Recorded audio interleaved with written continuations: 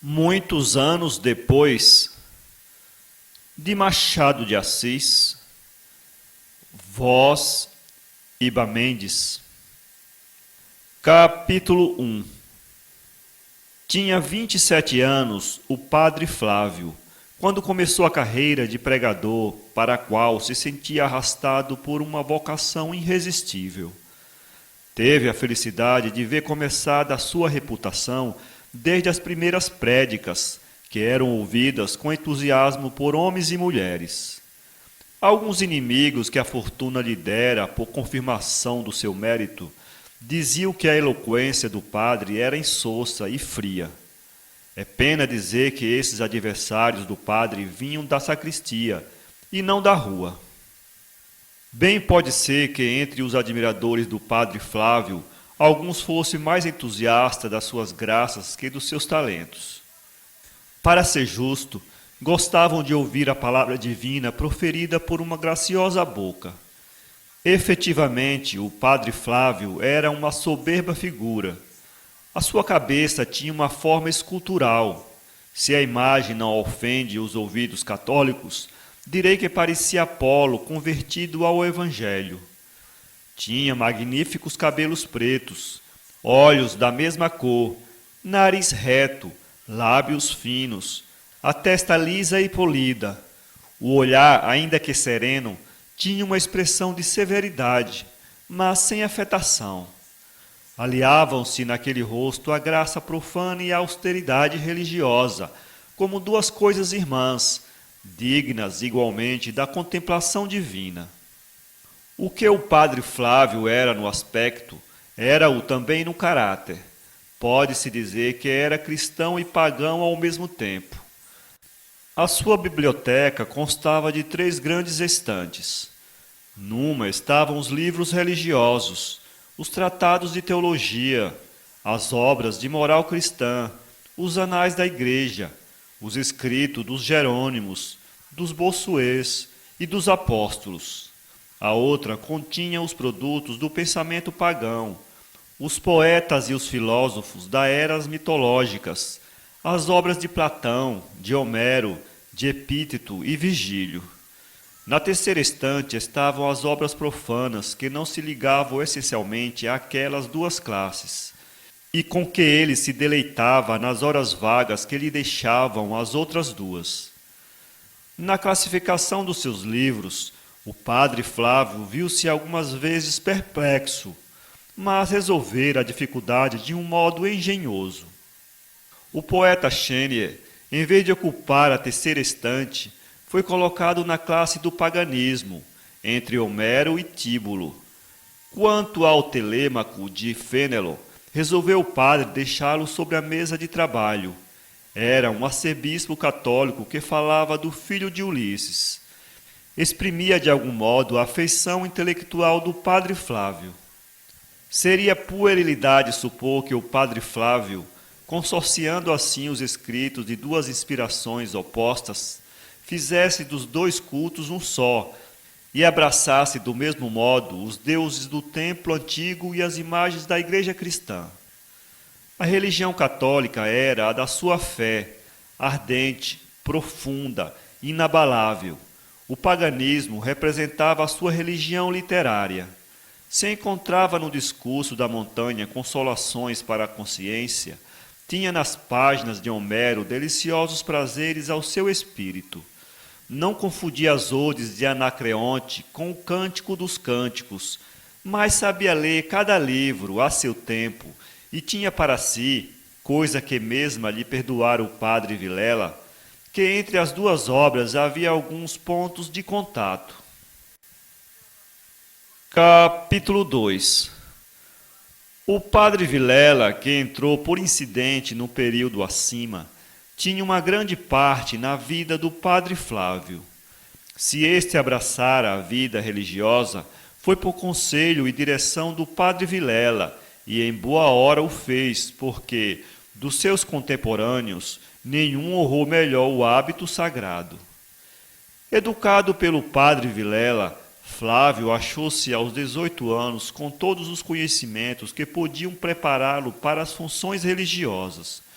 Contudo, estava resolvido a seguir outra carreira e tinha já em vista o curso jurídico.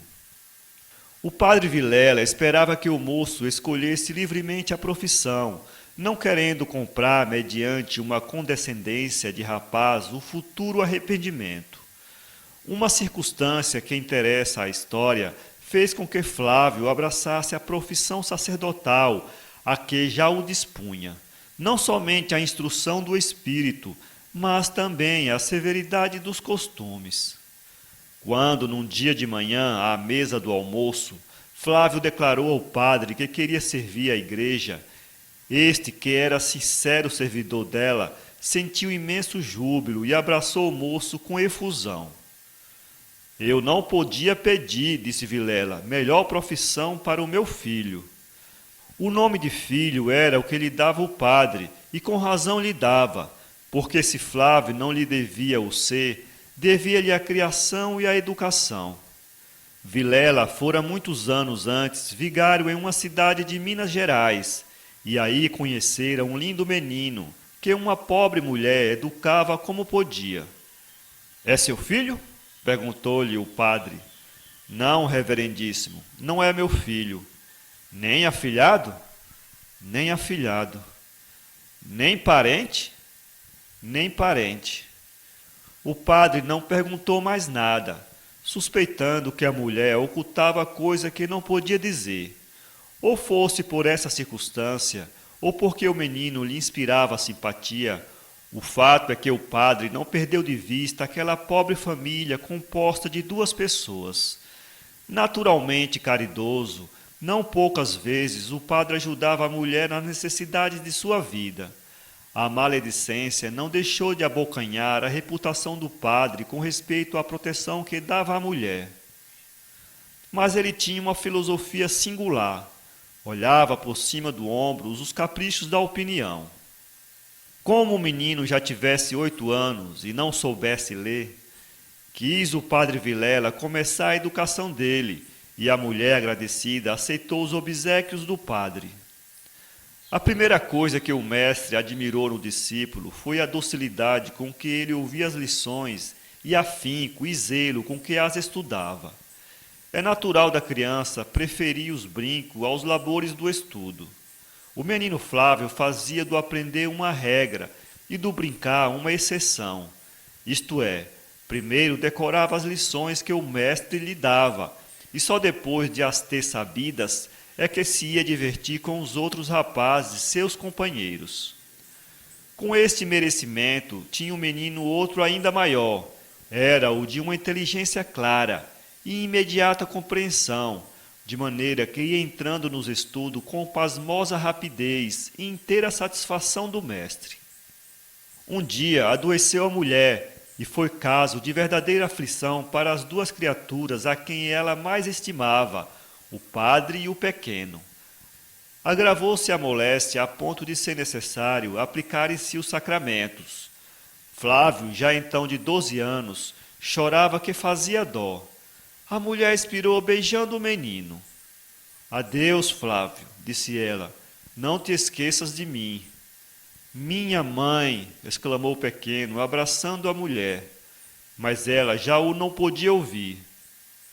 Vilela pôs-lhe a mão sobre o coração e, voltando-se para Flávio, disse: Está com Deus.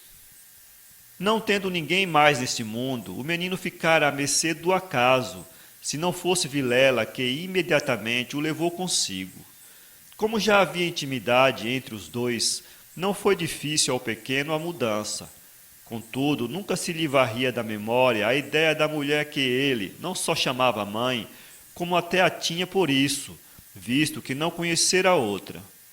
A mulher, na véspera de morrer, mandou pedir ao padre que lhe viesse falar. Quando ele chegou, mandou sair o pequeno e disse-lhe: Vou morrer, e não sei o que há de ser de Flávio. Não ouso pedir-lhe, reverendíssimo, que o tome para si, mas quisera que fizesse alguma coisa por ele, que o recomende a algum colégio da caridade. Descanse, respondeu Vilela, eu me incumbo do rapaz. A mulher olhou agradecida para ele. Depois, fazendo um esforço, tirou debaixo do travesseiro uma carta lacrada e entregou-a ao padre. Esta carta, disse ela, foi-me entregue com este menino. É escrita por sua mãe. Tive ordem de lhe entregar quando ele completasse 25 anos. Não quis Deus que eu tivesse o gosto de cumprir a recomendação. Quer vossa reverendíssima incumbir-se dela? O padre pegou na carta, leu o sobrescrito que dizia assim: A meu filho. Prometeu entregar a carta no prazo indicado. Capítulo 3. Flávio não desmentiu as esperanças do padre. Os seus progressos eram espantosos. Teologia, história, filosofia, línguas, literatura, tudo isso estudou o rapaz com pasmosa atividade e zelo. Não tardou que excedesse ao mestre, porquanto este era apenas uma inteligência medíocre e Flávio possuía um talento superior. Como boa alma que era, o velho mestre tinha orgulho na superioridade do discípulo. Conhecia perfeitamente que, de certo tempo em diante, os papéis estavam trocados. Era ele quem teria de aprender com o outro, mas a própria inferioridade fazia sua glória. Os olhos que descobrem um brilhante, dizia o padre consigo, não fugem mais que ele, mas alegram-se com tê-lo achado e dado ao mundo. Não vem ao caso referir o sucesso que deslocara o padre da sua freguesia em Minas para a corte. Veio o padre residir aqui quando Flávio contava já 17 anos. Tinha alguma coisa de seu e podia viver independente, em companhia de seu filho espiritual, única família sua, mas quanto bastava aos afetos de seu coração e aos hábitos intelectuais. Flávio já não era então um pobre menino de Minas, era um elegante rapaz, belo de feições, delicado e severo de maneiras. A educação que tivera em companhia do padre dera-lhe uma gravidade que realçava a pureza de suas feições e a graça de seu gesto. Mas por cima de tudo isso havia um véu de melancolia que tinha duas causas: o próprio caráter dele e a lembrança incessante da mulher que o criara. Vivendo em casa do padre, com a subsistência que permitiam as posses deste, instruído, admirado, cheio de esperança e de futuro, Flávio recordava sempre a vida de pobreza que tivera em Minas, os sacrifícios que a boa mulher fizera por ele, as lágrimas que algumas vezes derramaram juntos quando chegava a faltar-lhes o pão. Não esquecera nunca o amor que aquela mulher lhe consagrara até a morte e o zelo extremo com que o tratara. Em vão procurara na memória alguma palavra mais ríspida da parte de sua mãe. Só conservava a lembrança de afagos e amores. Apontando aqui estas duas causas permanentes da sua melancolia, não quero exagerar o caráter do rapaz. Pelo contrário, Flávio era um conservador ameno e variado. Sorria frequentemente, com ingenuidade, com satisfação. Gostava da discussão. A sua palavra era quase sempre animada. Tinha entusiasmo na conversação. Havia nele uma feliz combinação de dois sentimentos, por modo que nem a melancolia o tornava enfadonho, nem a alegria insuportável. Profundamente observador, o discípulo do padre Vilela aprendeu cedo a ler estes livros que se chamam corações, antes de os estimar e aplaudir. A sagacidade natural não estava ainda apurada pela experiência e pelo tempo. Aos 18 anos, julga-se mais pelo coração que pela reflexão. Nessa idade, acontece sempre pintarmos um caráter com as cores dos nossos próprios afetos. Flávio não podia escapar absolutamente a esta lei comum, que uns dizem ser má e outros querem que seja excelente. Mas o moço ia-se pouco a pouco acostumando ao trato dos homens. A vida retirada que vivera desenvolveu-lhe o gosto da solidão. Quando começou a travar relações, não contava uma só que lhe fosse imposta por nenhuma intimidade passada. O padre Vilela, que tinha por si a experiência da vida, gostava de ver no rapaz esse caráter temperado de entusiasmo e reserva, de confiança e receio. Parecia ao padre, em cujo espírito já rolava a ideia de ver o discípulo servo da igreja, que o resultado daquilo seria distanciar-se o rapaz do século e aproximar-se do sacerdócio. Mas o padre Vilela não contava com esta crise necessária da juventude, chamada amor, que o rapaz não conhecia também, a não ser pelos livros do seu gabinete. Quem sabe? Talvez esses livros lhe fizessem mal. Acostumado a ver o amor com a lente da fantasia, deleitando-se com as sensações poéticas, com as criações ideais, com a vida da imaginação, Flávio não tinha a menor ideia da coisa prática, tanto se absorvia na contemplação da coisa ideal. Semelhante ao homem que só houvesse vivido no meio de figuras esculpidas em mármore e que supusesse nos homens o original completo das cópias artísticas, Flávio povoava sua imaginação de Ofélias e Marílias, ansiava por encontrá-las, amava-as antecipadamente, em solitárias chamas. Como era natural, o moço exigia mais do que poderia dar a natureza humana. Foi então que se produziu a circunstância que lhe abriu mais depressa as portas da igreja. Capítulo 4. Não é preciso dizer de que natureza foi a circunstância. Os leitores já o terão adivinhado. Flávio fazia poucas visitas e não conhecia gente. Ia de quando em quando a 2 ou 3 casas de família onde o padre o apresentara e aí passava algumas horas que, no dizer das pessoas da casa, eram minutos. A hipérbole era sincera. Flávio possuía o dom de conversar bem, sem demasia nem parcimônia, equilibrando-se entre o que era fútil e o que era pesado. Uma das casas a que ia era a de Dona Margarida, viúva de um advogado que enriquecera no fórum e deixara à família boa e larga riqueza. A viúva tinha 2 filhas, uma de 18 anos e outra de 12. A de 12 era uma criança, querendo ser moça, um lindo prefácio de mulher. Qual seria o livro? Flávio não fez nem respondeu a esta pergunta. A que desde logo lhe chamou a atenção foi a mais velha, criatura que lhe aparecia com todos os encantos imaginados por ele.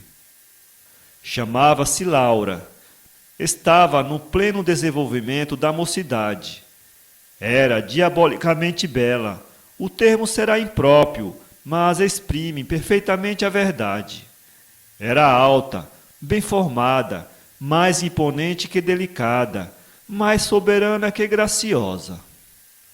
Adivinhava-se-lhe um caráter imperioso.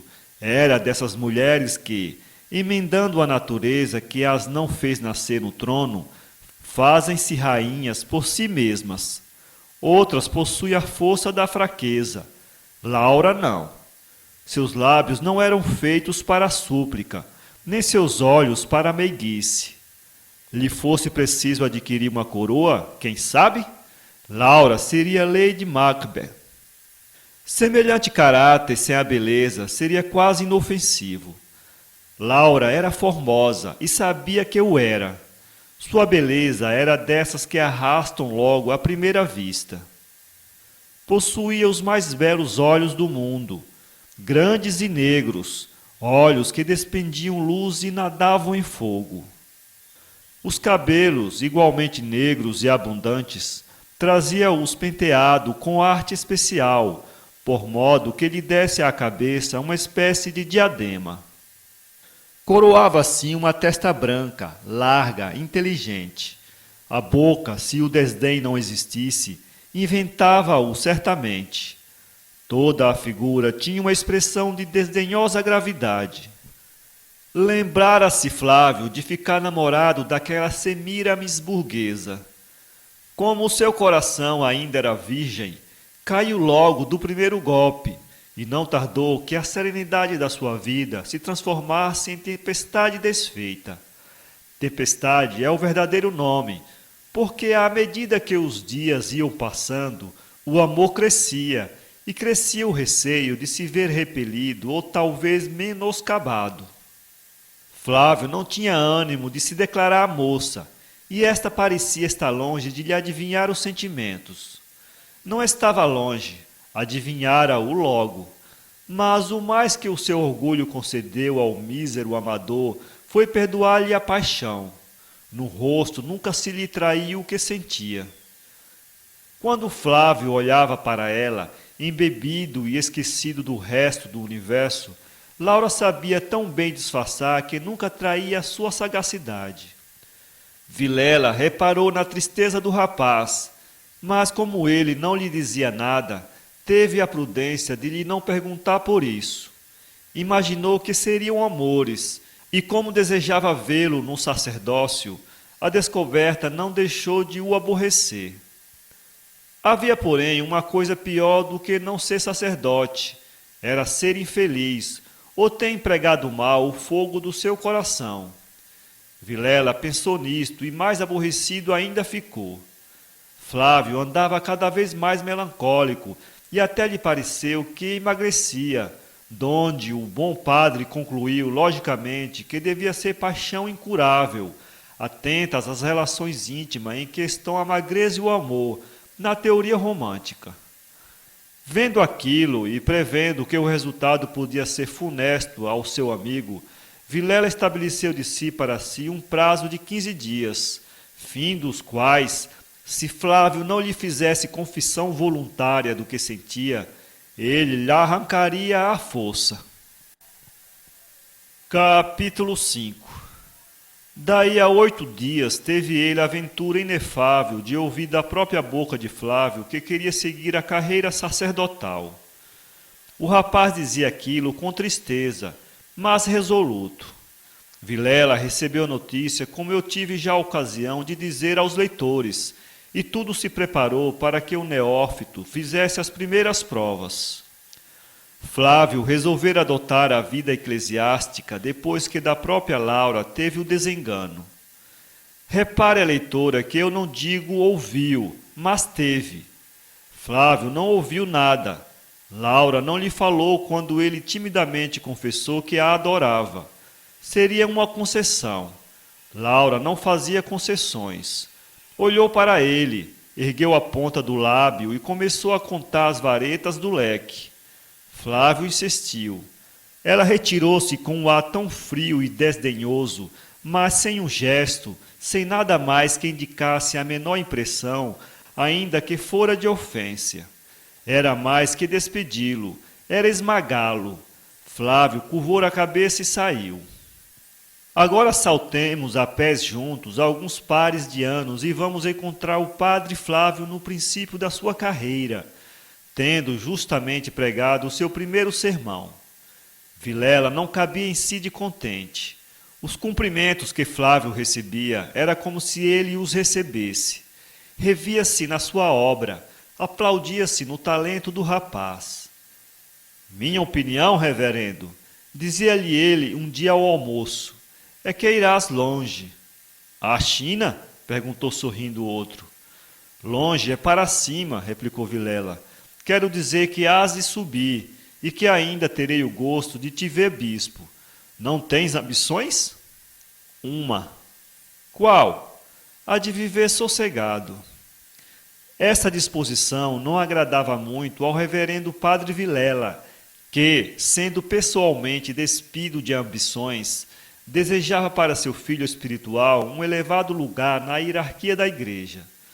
Não quis, porém, combater o desprendimento do rapaz e limitou-se a dizer que não conhecia ninguém mais apto para ocupar uma sede episcopal.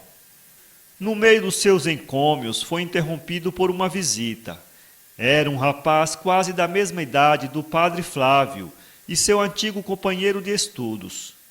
Atualmente tinha um emprego público. Era alferes porta-bandeira de um batalhão da Guarda Nacional. A estas duas qualidades juntava de ser filho de um negociante de grosso trato, o senhor João Aires de Lima, de cujos sentimentos políticos dissentia radicalmente, visto que estivera no ano anterior com os revolucionários de 7 de abril enquanto que o pai era muito inclinado aos restauradores.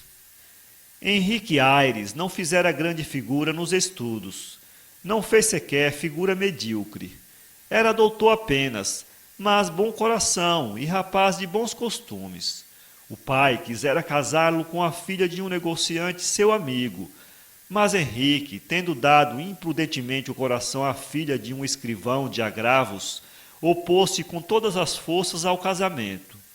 O pai, que era bom homem, não quis obrigar o coração do rapaz e desistiu da empresa. Aconteceu então que a filha do negociante casou com outro e a filha do escrivão começou a dar corda a um segundo pretendente com que veio a casar pouco tempo depois. Estas particularidades são necessárias para explicar o grau de intimidade entre Henrique e Flávio.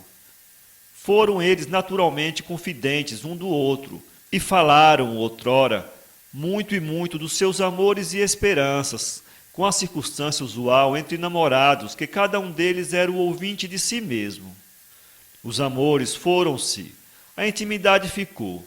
Apesar dela, desde que Flávio tomara ordens, e já antes nunca mais Henrique lhe falara de Laura, conquanto suspeitasse que a lembrança da moça não se lhe apagara no coração. Adivinhara até que a repulsa da moça o atirara ao sacerdócio. Henrique Ayres foi recebido como um íntimo da casa. O padre Vilela gostava dele, principalmente porque era amigo de Flávio. Além disso, Henrique Ayres era um rapaz alegre, e o padre Vilela gostava de rir.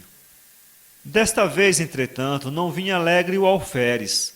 Trazia os olhos desvairados e a cara sombria. Era um rapaz bonito, elegantemente vestido à maneira do tempo. Contava 1 ano e menos que o padre Flávio. Tinha um corpo muito direito, em parte porque a natureza o fizera assim, em parte porque andava, ainda à paisana, como se levasse a bandeira na mão. Vilela e Flávio perceberam logo que o recém-chegado tinha alguma coisa que o preocupava. Nenhum deles, entretanto, o interrogou. Trocaram-se algumas palavras friamente, até que Vilela, percebendo que Henrique Ayres desejaria conversar com um amigo, deixou a mesa e saiu. Capítulo 6. Henrique apenas ficou só com Flávio, atirou-se-lhe aos braços e pediu que o salvasse. Salvar-te? Exclamou Flávio. De quê? Henrique sentou-se outra vez sem responder e pôs a cabeça nas mãos. O padre insistiu com ele para que dissesse o que havia, fosse o que fosse. Cometeste algum crime? Sim, cometi um crime, respondeu Henrique. Mas descansa, não foi nenhum roubo nem morte. Foi um crime que felizmente se pode reparar. Que foi então? Foi... Henrique hesitou. Flávio instou para que confessasse tudo. Eu gostava muito de uma moça, e ela de mim, disse enfim o alferes. Meu pai, que sabia do namoro, creio que o não desaprovava. O pai dela, entretanto, opunha-se ao nosso casamento. Noutro tempo, tu já saberias destas coisas, mas agora não me atrevi nunca a falar-te nisso. Continua. O pai opunha-se, e apesar da posição que meu pai ocupa, dizia a boca cheia que nunca me admitiria em sua casa.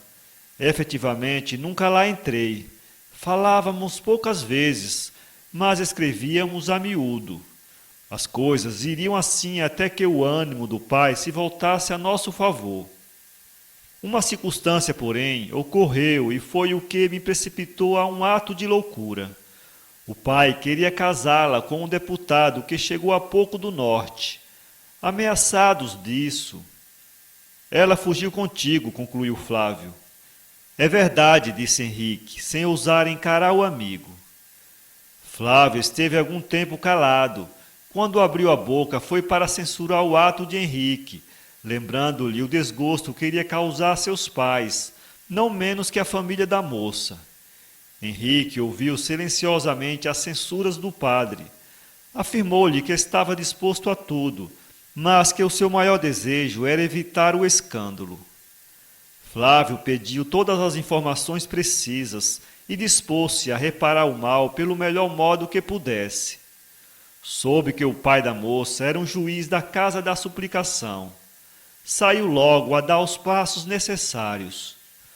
O intendente da polícia tinha já as informações do caso e corriam agentes seus em todas as direções.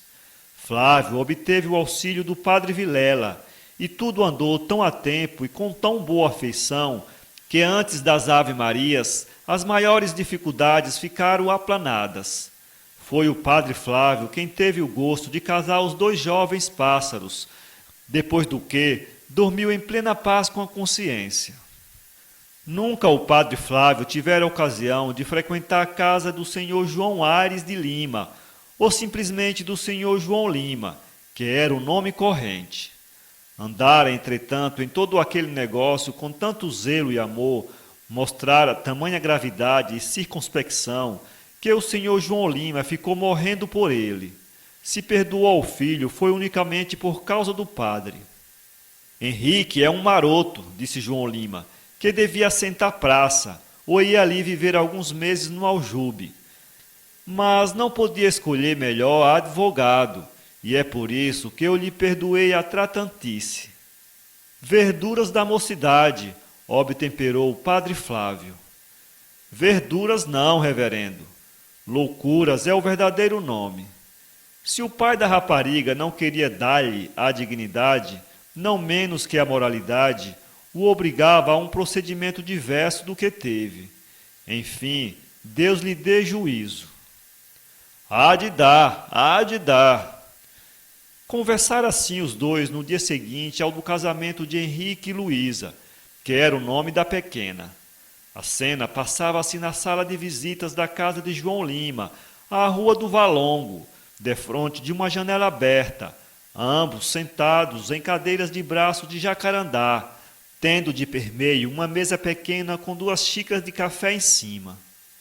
João Lima era um homem sem cerimônias e muito fácil de criar amizade a alguém. Flávio, pela sua parte, era extremamente simpático. A amizade criou raízes dentro em pouco tempo. Vilela e Flávio frequentavam a casa de João Lima, com quem moravam o filho e a nora, na mais doce intimidade. Doce intimidade é uma maneira de falar. A intimidade durou apenas alguns meses e não foi de toda a família. Uma pessoa havia em que o casamento de Henrique produziu desagradável impressão. Foi a mãe dele. Capítulo 7. Dona Mariana Lima era uma senhora agradável na conversa, mas única e simplesmente na conversa. O coração era esquisito. É o menos que se pode dizer. O espírito era caprichoso, voluntarioso e ambicioso. Ambicionava um casamento mais elevado para o filho. Os amores de Henrique e o seu imediato casamento foram um desastre para os planos de futuro. Quer isto dizer que Dona Mariana, desde o primeiro dia, começou a odiar a nora.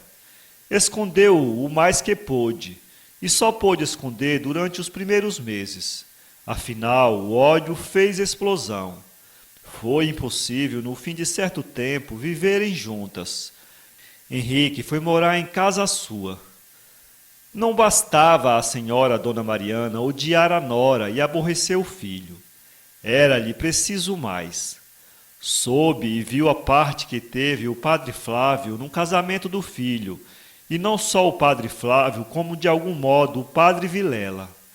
Naturalmente, criou-lhes ódio. Não o manifestou, entretanto, logo. Ela era profundamente dissimulada. Tratou de disfarçar o mais que pôde. Seu fim era expeli-los de casa. Eu disse que Dona Mariana era agradável na conversa. Era-o também na fisionomia. Ninguém diria que aquele rosto amável escondia um coração de ferro. Via-se que tinha sido formosa. Ela mesma falava da sua beleza passada com um resto de orgulho.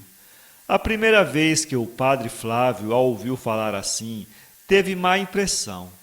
Notou-lhe Dona Mariana e não se conteve que lhe não dissesse: reprova-me. O padre Flávio conciliou seu amor à verdade com a consideração que devia à esposa do amigo. Minha senhora, murmurou ele, eu não tenho direito para tanto. Tanto vale dizer que me reprova. Flávio calou-se. Cuido, entretanto, continuou a esposa de João Lima, que não me gabo de nenhum crime. Ter sido bonita não é coisa que ofenda a Deus.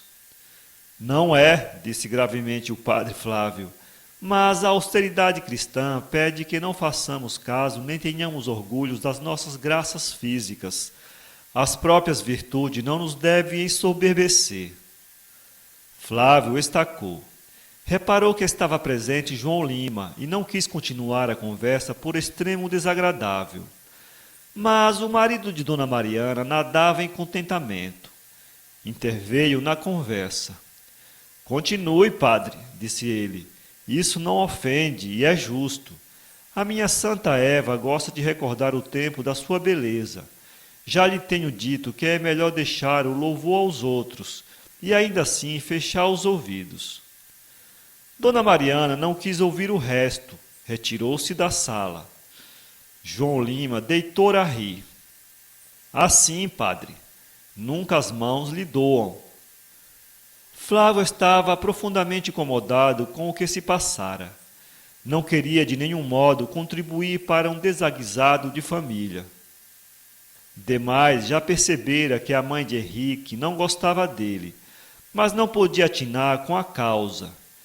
Fosse qual fosse, julgou prudente afastar-se da casa, e assim o disse ao padre Vilela. Não creio que tenhas razão, disse este. E eu creio que tenho, retorquiu o padre Flávio. Em todo caso, nada perdemos em afastarmos-nos por algum tempo.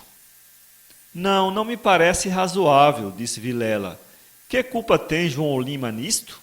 Como explicar a nossa ausência? Mas demos tempo ao tempo, e se as coisas continuarem do mesmo modo? Flávio aceitou o alvitre do seu velho amigo. Costumavam eles passar quase todas as tardes em casa de João Lima, onde tomavam café e onde conversavam das coisas públicas ou praticavam de assuntos pessoais. Às vezes dava-lhe João Lima para ouvir filosofia, e nessas ocasiões era o padre Flávio quem falava exclusivamente. Dona Mariana, desde a conversa que acima deixo referida, mostrara-se cada vez mais fria com os dois padres. Sobretudo com Flávio, as suas demonstrações eram mais positivas e solenes. João Lima não reparava em nada. Era um bom homem que não podia supor houvesse alguém a quem desagradassem os seus dois amigos. Um dia, porém, ao saírem de lá, disse Flávio a Vilela: Não lhe parece que o João Lima está um pouco mudado hoje? Não, creio que sim. Vilela abanou a cabeça e disse rindo: Andas visionário, Flávio. Não sou visionário, percebo as coisas. As coisas ninguém percebe. Verá. Quando? Amanhã. Pois verei. No dia seguinte houve um inconveniente que os impediu de ir à casa de João Lima. Foram em outro dia. João Lima mostrou-se efetivamente frio com o padre Flávio. Com o padre Vilela não alterou seu modo. Vilela notou a diferença e deu razão ao amigo. Na verdade, disse ele ao saírem os dois do valongo, onde morava João Lima, pareceu-me que o homem hoje não te tratou como de costume. Do mesmo modo que anteontem. Que haverá? Flávio calou-se. Dize, insistiu Vilela. Que nos importa isso? Disse o padre Flávio depois de alguns instantes de silêncio. Gostou de mim há algum tempo, hoje não gosta. Não o censuro por isso, nem me queixo. É conveniente que nos acostumemos às variações do espírito e do coração. Pela minha parte, não mudei a seu respeito, mas... Calou-se. Mas? Perguntou Vilela. Mas não devo voltar lá. Ah! Sem dúvida. Acha bonito que frequente uma casa onde não sou bem aceito? seria afrontar o dono da casa. Bem, não iremos mais lá. Não iremos? Sim, não iremos. Mas por que razão há de vossa reverendíssima... Porque sim, disse resolutamente o padre Vilela. Onde tu não fores recebido com prazer, eu não posso decentemente meter os pés. Flávio agradeceu mais esta prova de afeição que lhe dera o seu velho amigo e procurou demovê-lo do propósito em que se achava, mas foi em vão. Vilela persistia na resolução anunciada. Bem, disse Flávio, irei lá como dantes. Mas essa agora... Não quero privá-los da sua pessoa, padre mestre. Vilela procurou convencer ao amigo de que não devia ir se tinha escrúpulo nisso. Flávio resistiu a todas as razões. O velho padre coçou a cabeça e, depois de meditar algum tempo, disse: Pois bem, eu irei só. É o melhor acordo. Vilela mentia. Sua resolução era não ir mais lá, desde que o amigo não ia. Mas ocultava esse plano, pois que era impossível fazê-lo aceitar por ele. Capítulo 8. Decorreram 3 meses depois do que acabo de narrar. Nem Vilela nem Flávio voltaram à casa de João Lima. Este foi uma vez à casa dos 2 padres com a intenção de perguntar a Vilela por que razão deixara de o visitar. Achou-o só em casa. Disse-lhe o motivo da sua visita. Vilela desculpou-se com o amigo. Flávio anda melancólico, disse, e eu, que sou tão amigo dele, não o quero deixar só. João Lima franziu o sobrolho. Anda melancólico? Perguntou ele no fim de algum tempo. É verdade, continuou Vilela. Não sei que tem, pode ser moléstia. Em todo o caso, não o quero deixar só. João Lima não insistiu e retirou-se. Vilela ficou pensativo. Que quereria dizer o com que o negociante lhe falara a respeito da melancolia do amigo? Interrogou as suas reminiscências, conjecturou a larga, nada concluiu nem encontrou. Tolices, disse ele. A ideia, porém, não lhe saiu mais do espírito. Tratava-se do homem a quem mais amava. Era a razão para que o preocupasse. Dias e dias gastou em espreitar o misterioso motivo, mas nada alcançou. Zangado consigo mesmo e preferindo a tudo a franqueza, Vilela resolveu ir diretamente a João Lima. Era de manhã. Flávio estava a estudar no seu gabinete, quando Vilela lhe disse que ia sair. Deixa-me só com a minha carta? Que carta? A que me deu, a misteriosa carta de minha mãe. Vais abri-la? Hoje mesmo. Vilela saiu. Ao chegar à casa de João Lima, ia este sair. Preciso falar-lhe, disse-lhe o padre. Vai sair? Vou. Tanto melhor. Que sério é este? Perguntou Lima rindo. O negócio é sério. Saíram. Sabe o meu amigo que eu não tenho sossegado desde que desconfiei de uma coisa. De uma coisa. Sim, desde que desconfiei que o meu amigo tem alguma coisa contra o meu Flávio. Eu? O senhor. Vilela olhou fixamente para João Lima. Este baixou os olhos. Foram andando assim silenciosamente durante algum tempo. Era evidente que João Lima queria ocultar alguma coisa ao padre mestre. O padre é que não estava disposto a que se lhe escondesse a verdade. Ao fim de 1/4 de hora, Vilela rompeu o silêncio.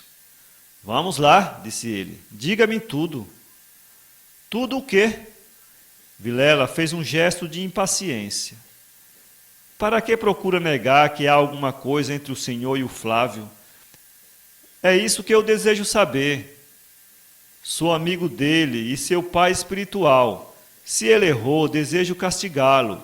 Se o erro é seu, peço licença ao senhor para castigá-lo. Falemos de outra coisa. Não, falemos disto.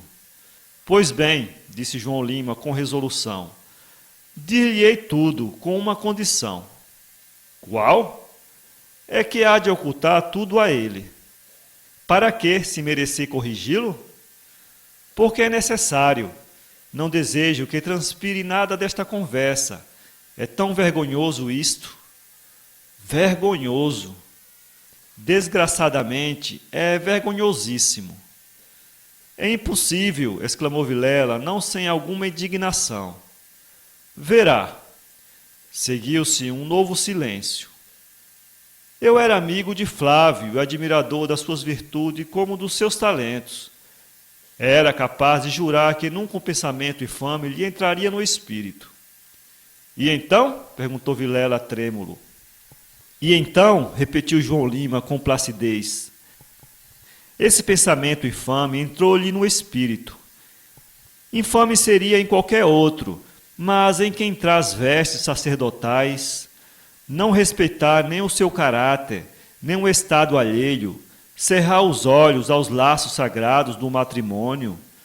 Vilela interrompeu a João Lima exclamando, está doido? Mas João Lima não se molestou.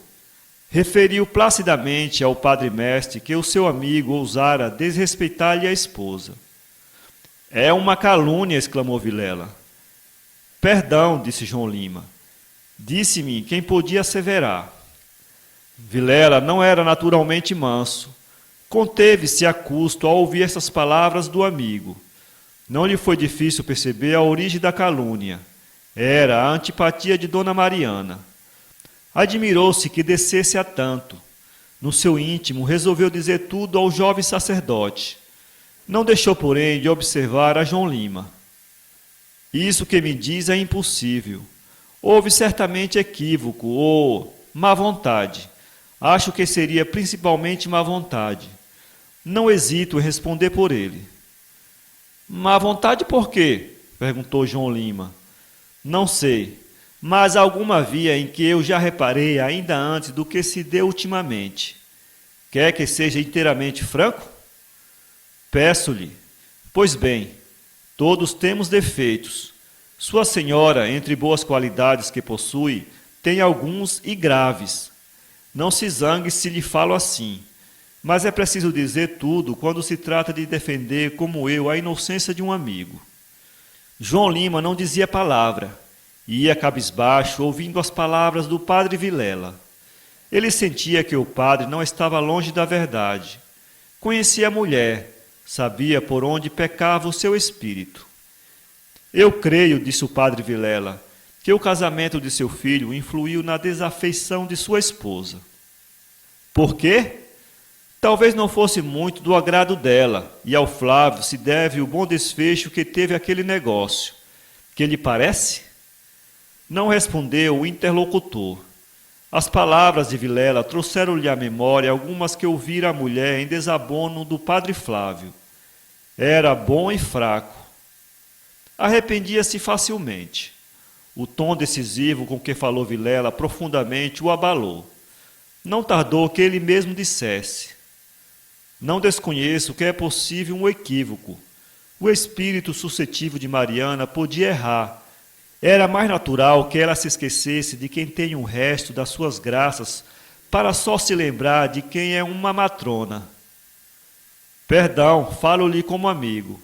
Releve-me estas expansões em tal assunto. Vilela dirigiu a João Lima no caminho em que entrava. No fim de 1 hora estavam quase de acordo. João Lima encaminhou-se para casa acompanhado de Vilela.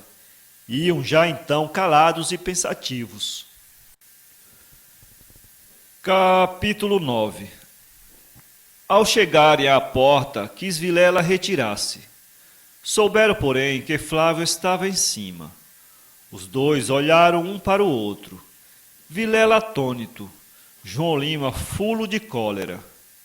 Subiram. Na sala estavam Dona Mariana e o padre Flávio, ambos de pé, em frente um do outro, Mariana com as mãos de Flávio entre as suas. Os dois estacaram a porta. Seguiu-se um longo e profundo silêncio. Meu filho, meu amigo, exclamou Vilela, dando um passo para o grupo. Dona Mariana tinha soltado as mãos do jovem sacerdote e deixara-se cair numa cadeira. Flávio tinha os olhos baixos. João Lima adiantou-se calado, parou em frente de Flávio e encarou-o friamente. O padre ergueu os olhos. Havia neles uma grande dignidade. Senhor, disse Lima. Dona Mariana levantou-se da cadeira e atirou-se aos pés do esposo. Perdão, exclamou ela. João Lima empurrou-a com um braço. Perdão, é meu filho.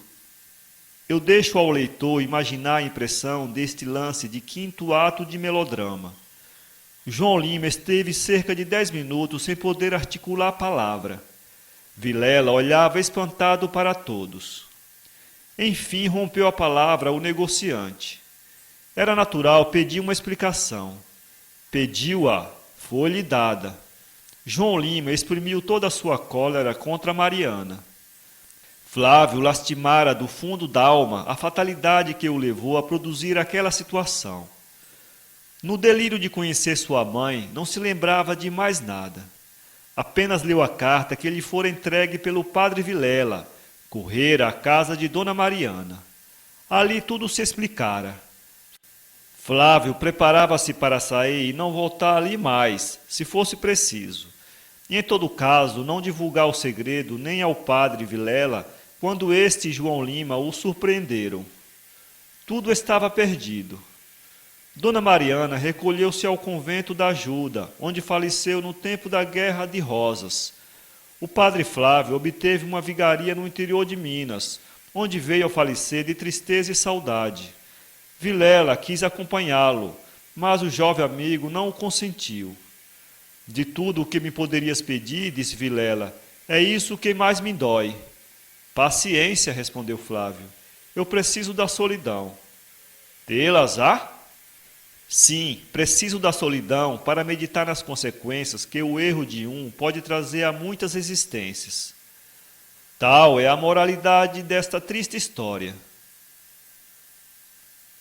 São Paulo, 2016.